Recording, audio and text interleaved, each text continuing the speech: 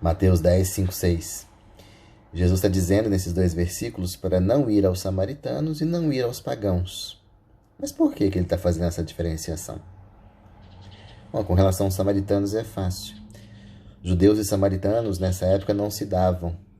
Os samaritanos eram resultado já de mistura de culturas, mistura de povos, que era o resultado de invasões de outros povos naquela região ali, né? Surgiram samaritanos, que já estavam separados dos judeus, já tinham outra cultura religiosa, já cultuavam outros deuses, não eram mais fiéis a Yahvé, já tinham se perdido. Então Jesus diz, não adianta ir aos samaritanos, não adianta. E os pagãos? Quem eram os pagãos? Hoje a gente entende pagão como aquele que não é cristão, né?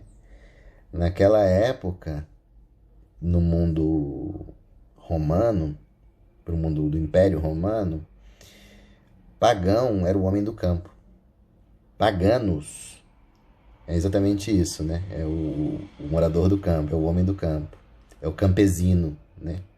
Paganismo tem a ver com campo, né? Mas por quê? Por que então Jesus está dizendo que não adianta ir ao homem do campo? O cristianismo, quando surgiu, ele surgiu como religião das cidades. A gente tem aí grandes cidades onde Paulo pregou, Pedro, né? Roma, logo eles conquistaram Roma, já pregavam em Roma, já estavam fixados em Roma, na capital do império, na sede, né? daquele mundo romano. As cidades gregas que Paulo conquistou, né, com a pregação. Então, o cristianismo surgiu como uma coisa das cidades. E no campo, naquela época, havia uma resistência para esse anúncio do evangelho.